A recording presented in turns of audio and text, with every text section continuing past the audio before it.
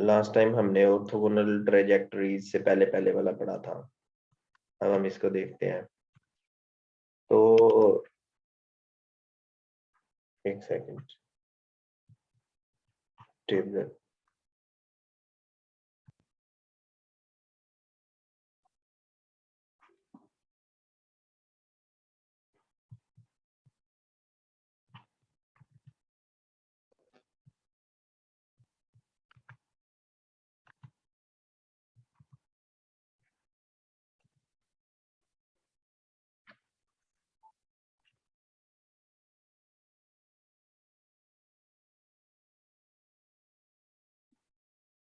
जी, तो orthogonal trajectories आ जाता है हमारे पास।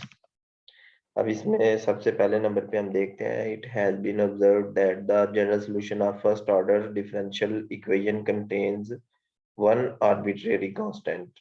When this constant is assigned different values, one obtains a one parameter family of curves. मैं अभी आपको इसकी ना एक एप्लीकेशन दिखाता हूँ। वो ये कहना चाह रहा है कि जैसे ये देखें, जो एग्जाम्पल 26 है, आप मान लें कि ये आपका क्वेश्चन है। ठीक है, जब आप इस क्वेश्चन को सॉल्व करेंगे, ठीक है, इस क्वेश्चन को जब आप सॉल्व करेंगे, ये कुछ स्टेप्स आप करेंगे इसमें, और जब आप इसको सॉल्व कर लेंगे तो एंड पे आपको एक कांस्टेंट नजर आ जाएगा। तो वो इसकी बात कर रहे हैं। ठीक है, जैसे कहाँ पे, ये देखें, जैसे ये क्वेश्चन है, इस क्वेश्चन को जब आप लोग सॉल्व करते हैं तो ये आपके पास आंसर आ रहा है ना। अब इस आंसर की अगर हम बात करें तो ये कुछ इस तरह से है, x माइनस वाई, इसको लेफ्ट साइड पे ले जाए, इंटू वाई स्केयर प्लस सी इंटू वाई स्केयर प्लस सी इक्वल 0। ठीक है, अब जो आपके पास ये आंसर आ चुका है, ये किसका आंसर है? ये किसी ना किसी डिफरेंशियल इक्वेशन का आंसर है। ठीक है, अब इस आंसर में ये जो लेफ्ट हैंड साइड है, ये एक फंक्शन है, x का फंक्शन है, ये y का फंक्शन है और c का फंक्शन है, और ये इक्वल है 0 के। अब क्योंकि c कांस्टेंट है, c इज कांस्टेंट, तो इस c की हर वैल्यू के लिए जो यहाँ पे उसने हमें कहा हुआ है, क्या कहना चाह रहा है ऑर्थोगोनल ट्रेजेक्टरीज वाले टॉपिक में, ये देखे दोबारा से, it has been observed that the general solution of a first order differential equation contains one arbitrary constant. एक कांस्टेंट होता है जो कि हमें यहाँ पे c नजर आ रहा है। फिर क्या कहना है, when this constant is assigned different values, जैसे मिसाल के तौर पे c को हम कह लेते हैं 1, तो जब हम c को 1 पुट करेंगे तो आपके पास आ जाएगा x minus y into y square plus 1 equal 0। तो एक तो ये आपके पास सोल्यूशन आ गया। अगर c की वैल्यू कोई और हो, अगर c 2 के इक्वल हो, तो ये x minus y into y square plus 2 equal 0। तो c की जितनी भी वैल्यूज होंगी तमाम रियल नंबर्स के लिए, आपके पास उतने ही हमारे पास ये सॉल्यूशंस आ जाएंगे, और इसको हम क्या बोलेंगे, one parameter family of curves. इसको बोलेंगे one parameter family of curves. Each of these curves, ये जितनी भी कर्व्स होंगी, जाहिर है इसका कोई ना कोई ग्राफ बनेगा, इसका इसका कोई ना कोई ग्राफ आपके पास बन जाएगा। ठीक है, ग्राफ ग्राफ अगर आपने देखना हो, मैं देखता हूँ मेरे पास कोई सॉफ्टवेयर है ऐसा जिसमें मैं आपको ग्राफ इसका बना के दिखा सकूं। जैसे ये जियोजेब्रा क्लासिक है। ये सिर्फ आप लोगों की अंडरस्टैंडिंग के लिए मैं ये चाह रहा हूँ कि आपको मैं इसका ग्राफ भी बना के दिखा दूं। तो बहरहाल हम ये ऑन हो गया। ठीक है, तो इस सॉफ्टवेयर की ये क्वालिटी है कि आप मैथमेटिक्स को देख सकते हैं सामने। जैसे ये इक्वेशन है x minus y into y square plus 1 equal 0। तो इसमें हमने जस्ट यहाँ पे आके तो लिखना है जी x minus y into y square, किधर गया है, x minus y into y square plus 1, ये प्लस 1 इक्वल 0।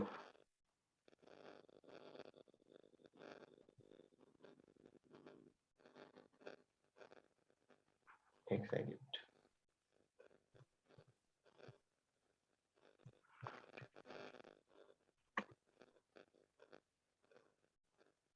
ये देखें, ये मैंने ये इस इक्वेशन को जब पुट किया तो मेरे पास ये ग्राफ आ गया। ये आप लोगों को नजर आ रहा होगा क्लियरली कि ये इस तरफ से कर्व हमारे पास आ रही है और इस तरफ को कर्व जा रही है।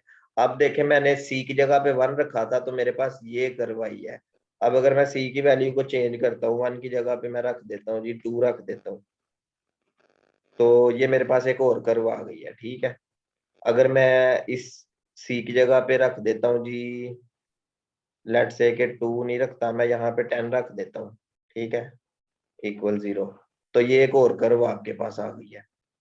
ये आपको क्लियरली नजर आ रहा होगा सब स्टूडेंट्स को। तो कहने का ये मकसद है, जो उसने यहाँ पे लिखा हुआ है ना, वो यही कह रहा है कि जब आप किसी भी डिफरेंशियल इक्वेशन को सॉल्व करके तो one first order differential equation को सॉल्व करेंगे तो आपके पास एक कांस्टेंट आएगा। उस कांस्टेंट की डिफरेंट वैल्यूज के लिए डिफरेंट कर्व्स आपके पास आती जाएगी। अब हर एक कर्व के लिए वो क्या कह रहा है कि each of these curves represents a particular solution.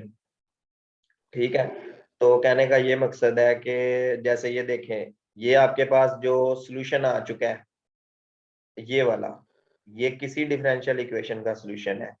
इस सॉल्यूशन को हम बोलेंगे एक जनरल सॉल्यूशन, इसको बोलेंगे जनरल सॉल्यूशन।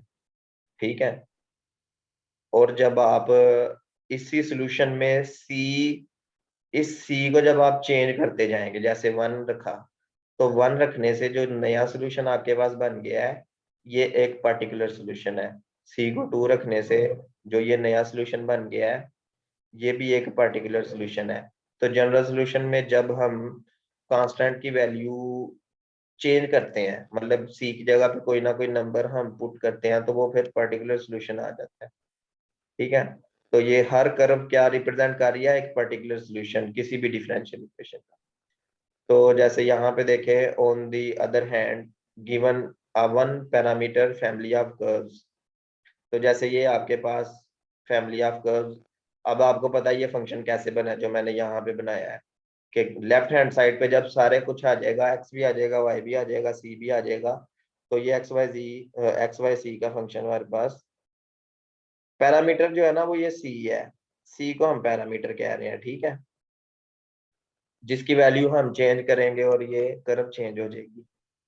ठीक है, तो एक्स वाई सी का फंक्शन बन गया। इसके बारे में हम बात कर रहे हैं, then each member of the family is a particular solution of some differential equation. तो किसी ना किसी डिफरेंशियल इक्वेशन की के लिए हम बात कर रहे हैं। In fact this differential equation is obtained. तो इस डिफरेंशियल इक्वेशन को ऑब्टेन हम कर सकते हैं कैसे, जो ये बात यहाँ पे कर रहा है ये भी मैं आपको भी बता देता हूँ। ठीक है, आप जरा वीडियो ऑफ कर लें। ये मेरा ख्याल है कि ये किसी की वीडियो ऑन हो गई है। अच्छा, अब ठीक है। तो मैं ये आपको कहना चाह रहा हूँ, दोबारा से बता देता हूँ। इनफैक्ट के बाद वो ये कहना चाह रहा है कि डिफरेंशियल इक्वेशन को दोबारा से गेट किया जा सकता है अगर हम उस कांस्टेंट सी जो पैरामीटर है उसको एलिमिनेट कर दें। ये प्रोसेस भी इसी चैप्टर में हम पढ़ चुके हैं, लेकिन मैंने नहीं पढ़ाया, लेकिन मैं आपको ये बात बता देता हूँ। इससे जो है ना प्रीवियस पेजेस पे हम जाते हैं, तो जो ये यहाँ पे बात कर रहा है ना कि सी को एलिमिनेट करने के बाद हम दोबारा से डिफरेंशियल इक्वेशन गेट कर सकते हैं, वो क्या बात है। वो मैं आपको बता देता हूँ कि उसने ये काम कहाँ पे किया हुआ है।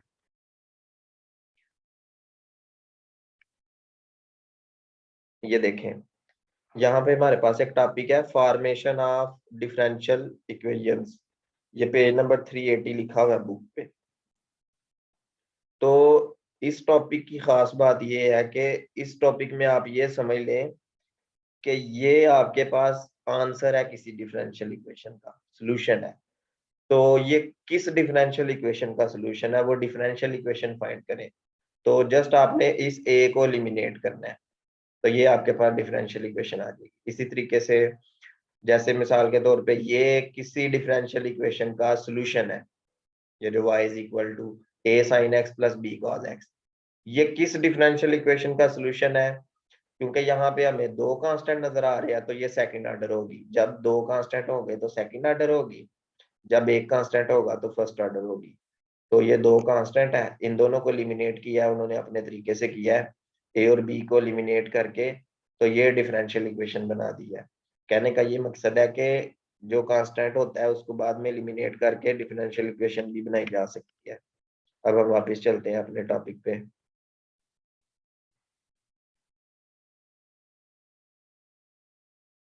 ठीक है, तो अब जो मेन टॉपिक है हमारा, वो यहाँ से शुरू होता है।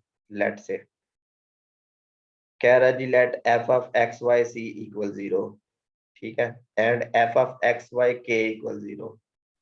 ये एक स्मॉल एफ है और एक कैपिटल एफ है।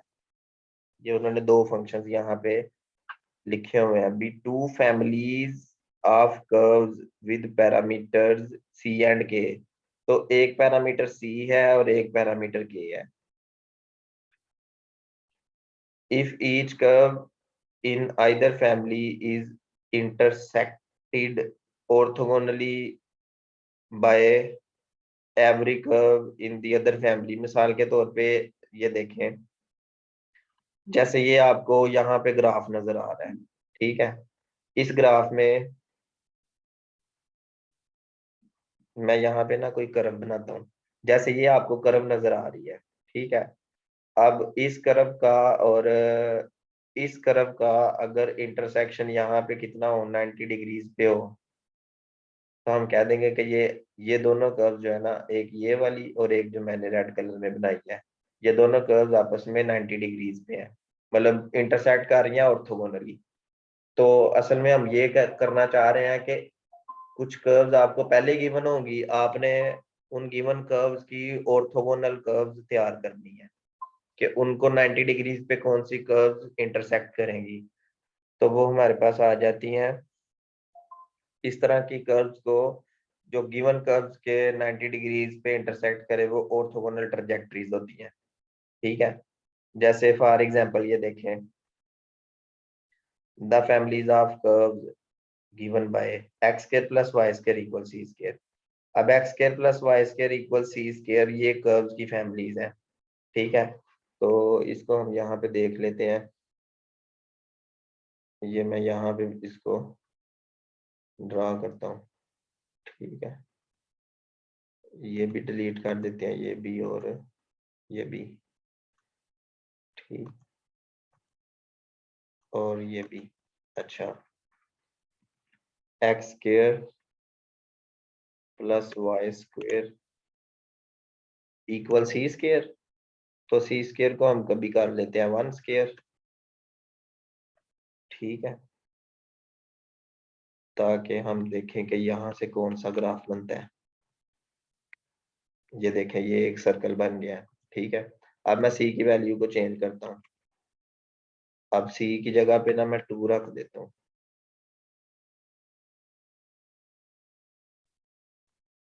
इधर एक्स स्क्वायर भी था। ये देखें, ये बड़ा सर्कल बन गया है, ये वाला। अब मैं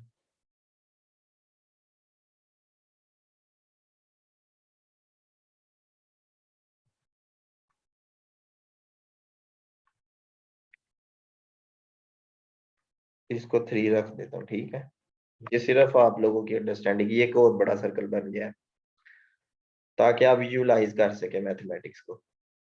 तो ये अब हमने ऐसे वो बनाने हैं, ऐसी कर्व्स तैयार करनी है। देखिए आपको गिवन सिर्फ ये है, x square plus y square equal c square, ये आपको गिवन है। तो उस इंफॉर्मेशन को यूज करके आपने ऐसी कर्व्स तैयार करनी है जो 90 डिग्रीज पे इंटरसेक्ट करें। ठीक है, आपको सिर्फ ये गिवन है, x square plus y square equal c square. अब आपको पता है इसकी नेचर क्या है। इसकी नेचर कुछ ऐसे है कि ये इस तरीके से सर्कल्स बना रही है, सी की हर वैल्यू चेंज करने से कुछ आपके पास सर्कल्स आ रहे हैं। ठीक है, तो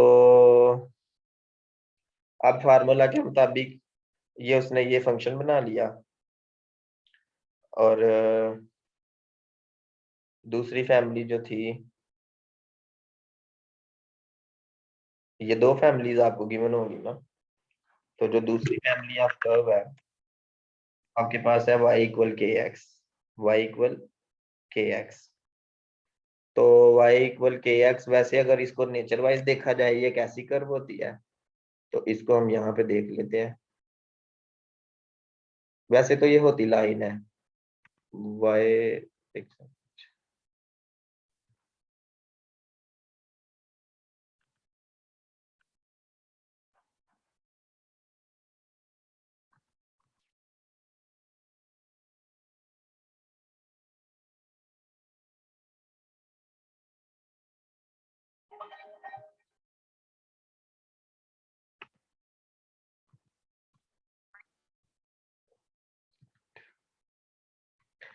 चलिए सही है, ये इसको यहाँ से देख लेते हैं, y इक्वल के एक्स आ गया। तो अब इसका जो सोल्यूशन प्रोसेस है, फार्मूला ये है हमारे पास, dy equal to d x f of x y. ठीक है, और ऑर्थोगोनल फैमिली की जो इक्वेशन होगी वो -1 over f of x y होगी। ये तो सॉल्व करने के बाद आया ना। तो ये आपके पास इसका ये क्वेश्चन है, ये सर्कल्स हैं, पहले इसका डेरिवेटिव निकाला है, ये आपके पास डेरिवेटिव आ गया। इस टर्म को आ गया जी 2x plus 2y dy over dx equal 0, और यहाँ से आ जाएगा dy over dx equal -2x over 2y। ठीक है, -x ओवर y आ गया, यहाँ से ये आ गया। और according to formula orthogonal trajectories आ जाएगी अगर -1 over f of x y, हम जो भी डेरिवेटिव की वैल्यू होगी उसको -1 ओवर इस तरह से लिख देंगे, तो ये आपके पास आ गया। अब आपके पास एक न्यू डिफरेंशियल इक्वेशन बन गई, dy ओवर dx बराबर है dy ओवर x के। अब आपने इस डिफरेंशियल इक्वेशन को दोबारा से सॉल्व करना है। ठीक है, तो जब इसको सॉल्व करेंगे, ये सेपरेटिंग वेरिएबल्स हो गया, इंटीग्रेटिंग करेंगे बोथ साइड पे, तो y equal natural log of x, natural log of x, ये नेचुरल लॉग ऑफ वाई बराबर इक्वल आ जाएगा नेचुरल लॉग ऑफ एक्स। ठीक है, प्लस कांस्टेंट। तो वैसे अक्सर जब नेचुरल लॉग में है ना, इसको नेचुरल लॉग ऑफ सी कुछ ऑथर्स लिख लेते हैं, फिर ये दोनों आपस में मल्टीप्लाई हो जाते हैं। सही है, तो y इक्वल के एक्स, ये ऑर्थोगोनल ट्रजेक्टरीज इसकी बन जाएगी। ठीक हो गया।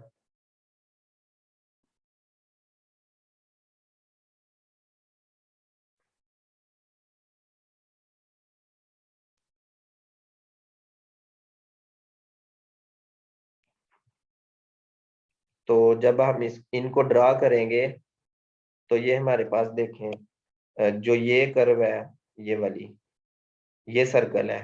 ठीक है, ये कहाँ से आया है, ये आपके पास आया है जी x square plus y square equal c square से। मतलब सी की वैल्यू हमने कोई ना कोई रखी, एक सर्कल आ गया, जब सी की वैल्यू बढ़ाई तो ये एक और सर्कल बन जाएगा हमारे पास, ये वाला। और जब आप सी की वैल्यू और बढ़ा देंगे तो आपके पास और सर्कल बन जाएगा। ठीक है, अब y जो है वो इक्वल के एक्स है, तो जब y इक्वल के एक्स आ जाएगा तो आपके पास ये लाइन की इक्वेशन होगी जो ओरिजिन से पास कर रही होगी। तो जब k की वैल्यू 1 होगी तो y इक्वल x आ जाएगा। जब y इक्वल x आ जाएगा तो ये आपके पास ये वाली लाइन आ जाएगी। ठीक है, अब आप खुद सोचें कि ये लाइन जो है, ये वाली लाइन और ये जो सर्कल वाली लाइन है, मतलब कि ये और ये आपस में ऑर्थोगोनली इंटरसेक्ट नहीं कर रहे। जरा सोचें इस चीज को। ठीक है, तो आप अपने माइंड में ये रखें कि d y over d x अगर इक्वल आ जाए एफ ऑफ एक्स वाई के,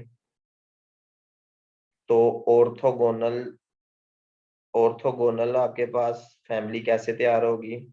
ऑर्थोगोनल फैमिली ऑफ कर्व्स कि अगर आप d y over d x को इक्वल रखें -1 over f of x y के, और इस डिफरेंशियल इक्वेशन को आप क्या कर लें, सॉल्व कर लें, तो जो आपके पास y का फार्मूला बन जाएगा, ये वाला जो फार्मूला बन जाएगा एफ ऑफ एक्स वाई और न्यू वेरिएबल, ये जो न्यू पैरामीटर के आ जाएगा, इसके जो ग्राफ होंगे वो जो पुराना फंक्शन होगा उसके ग्राफ के साथ ऑर्थोगोनल कर्व्स बना लेंगे। ठीक है, सही हो गया। किसी का कोई क्वेश्चन हो? जैसे ये देखें, ये आपके पास एक क्वेश्चन है, आपने इसकी ऑर्थोगोनल ट्रैजेक्टरीज तैयार करनी है, तो याद रखना है पहले इसका डेरिवेटिव आपने फाइंड कर लेना है। जो आपके पास डेरिवेटिव आ जाएगा उस डेरिवेटिव को रेसिप्रोकल उसका कर लेना है। जैसे फार्मूला क्या है, d y over d x equal है -1 ओवर, इसको सारे को डिवाइड कर दो तो ये -y/4 आ जाएगा।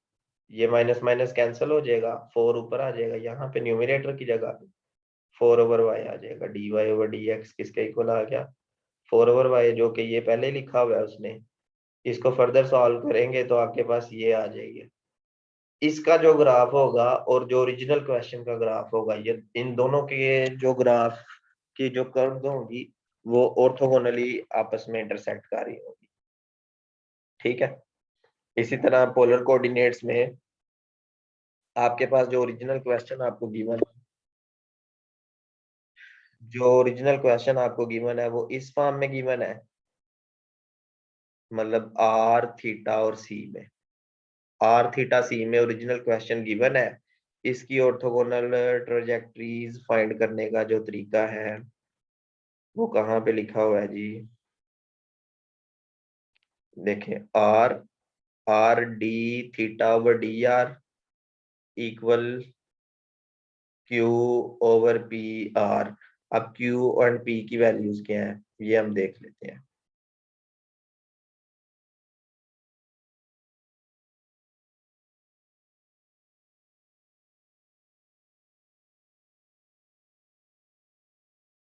देखें, ये है जी, ये कि आपने क्या करना है कि जो डिफरेंशियल इक्वेशन होगी उसको P D r plus Q D theta में उसको ट्रांसफर कर देना है। इसका कोई क्वेश्चन हम देख लेते हैं। जैसे ये देखें कि ये आपके पास एक क्वेश्चन है, जाहिर है इसकी कोई ना कोई इसका कोई ना कोई ग्राफ बन रहा होगा।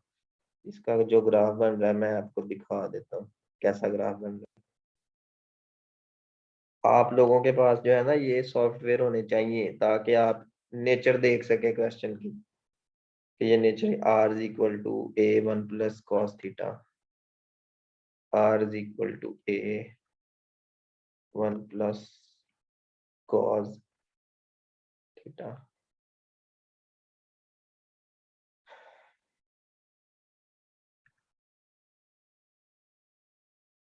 ए को हम 1 कह लेते हैं या 2 कह लेते हैं, कॉस। मेरा ख्याल है कि यहाँ से पोलर, मुझे इसको पोलर में ट्रांसफर करना पड़ेगा। सॉफ्टवेयर अगर आप सबको चाहिए ये मैं दे दूंगा, लेकिन ये है कि लोग परेशान हो जाएंगे, पता नहीं क्यों सॉफ्टवेयर इस्तेमाल कर रहे हैं, लेकिन सॉफ्टवेयर का पीपीएससी से कोई तल्लुक नहीं। ठीक है, ये सिर्फ अंडरस्टैंडिंग के लिए है। सही है,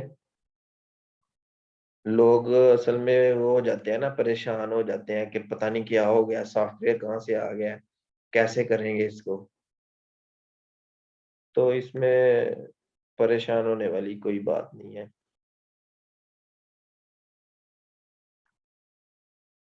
कोऑर्डिनेट्स यहाँ से कोऑर्डिनेट शायद चेंज हो, तो वैसे इसका कोई ना कोई ग्राफ बन जाएगा, ऑनलाइन भी हम चेक कर सकते हैं। टेस्ट की मुझे उम्मीद नहीं नजर आ रही कहीं भी, लेकिन अभी देखे ना पीपीएससी वालों पे कुछ कह भी नहीं सकते कि वो कब पेपर ले लें आपका, लेकिन मुझे लग रहा है कि आपका पेपर बहुत दूर है अभी। चलें बहरहाल ये देखते हैं। तो आपने ये फॉर्म तैयार करनी है, P D r plus Q D theta equal 0। तो आपको D R and D theta चाहिए, डिफरेंशियल बोथ साइड का ले लें, मतलब डिफरेंशियल अप्लाई कर लें। यहाँ पे आ जाएगा डी आर इक्वल ए, तो यह आ जाएगा 1 प्लस कॉस थीटा का जो डेरिवेटिव है वो माइनस साइन थीटा, और डी थीटा आ जाएगा। ठीक है, तो ये 1 का डेरिवेटिव 0 हो गया। डी आर इक्वल है जी माइनस ए साइन थीटा और डी थीटा, तो डी आ जाएगा d r plus a sine theta, d theta equal 0। और यहाँ से इस डी आर का कोफिशिएंट 1 है, तो पी की वैल्यू 1 आ गई, और डी थीटा का कोफिशिएंट है जी ए साइन थीटा, और क्यू की वैल्यू हमारे पास आ जाएगी ए साइन थीटा, ए साइन थीटा। और जो डिफरेंशियल इक्वेशन है वो ये है कि r d theta over d are. तो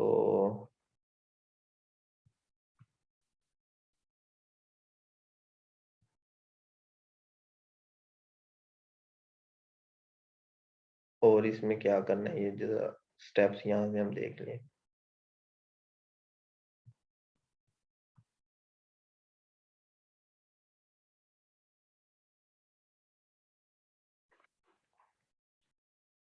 अकॉर्डिंग टू फार्मूला तो यही है, r d theta over d r equal है क्यू, क्यू की वैल्यू है जी a sine theta, q over p 1, और ये आर आ जाएगा।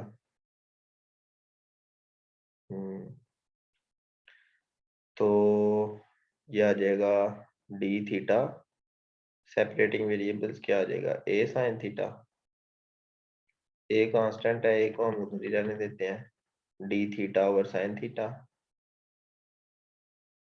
इक्वल है 1 ओवर आर स्केयर, और डी आर इंटीग्रेट कर देते हैं, ये इधर ही आ जाएगा। Integral cosec theta d theta equal -1 over r plus कोई कांस्टेंट आ गया माइनस ए ओवर आर। ठीक है, ये कोसेक थीटा की इंटीग्रेशन क्या होगी, किसी को याद है? किसी को याद हो? इंटीग्रेशन ऑफ कोसेकेंट थीटा क्या होगी? नेचुरल लॉग ऑफ, मेरा ख्याल है कि cosecant theta minus cot theta. फिर ln cosecant theta minus cot theta. हाँ यही है, minus a over r, r की वैल्यू ये वाली दोबारा यहाँ पे आ जाएगी, a into 1 plus cos theta,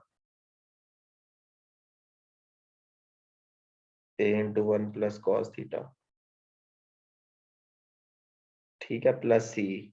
तो कहने का ये मकसद है कि ये मैंने इसलिए किया है कि ये यहाँ पे जो टेक्निक है ना, ये उसने डिफरेंट तरीके से किया हुआ है इसको, मतलब डिफरेंट तरीके से किया हुआ है, मैंने इस फार्मूले से किया है, इस फार्मूले से। ठीक है, तो यहाँ पे ये हमारे पास सॉल्व हो चुका है, ये इसको कैंसिल कर देंगे।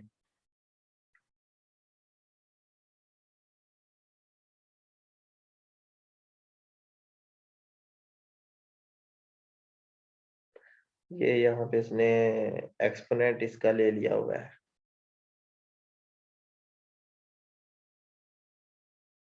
बहरहाल ये आपके पास जो फार्मूला आ गया है, सी को आप के पुट कर दें, क्योंकि जो ऑर्थोगोनल ट्रैजेक्टरीज है उसमें कांस्टेंट को के रखते हैं, तो यहाँ पे के, तो ये एक्सप्रेशन जो हमारे पास आ गई है, ये ऑर्थोगोनल ट्रैजेक्टरीज होगी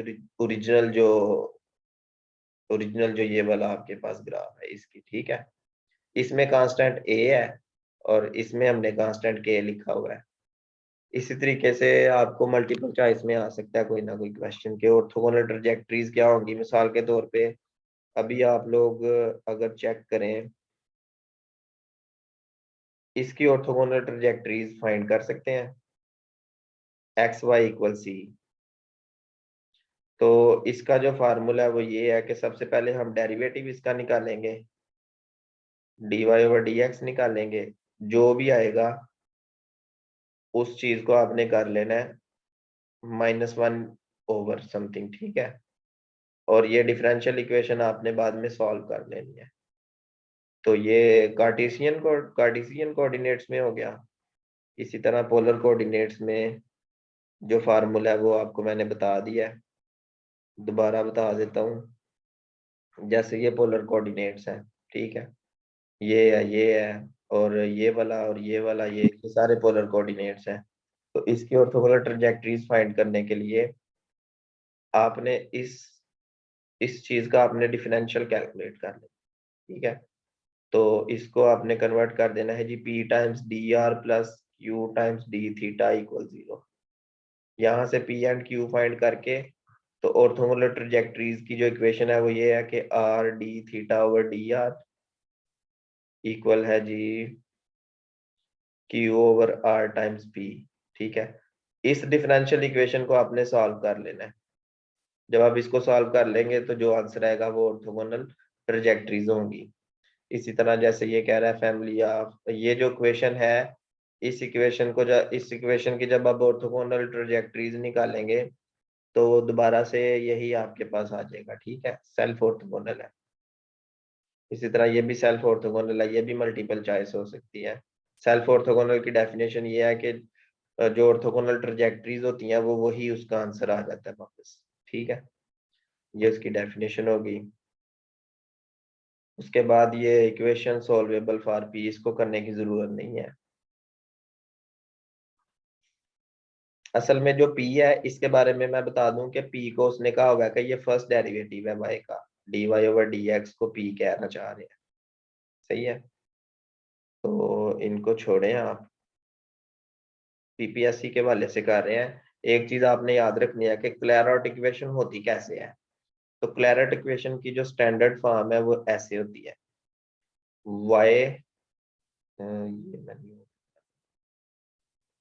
y equal x dy over dx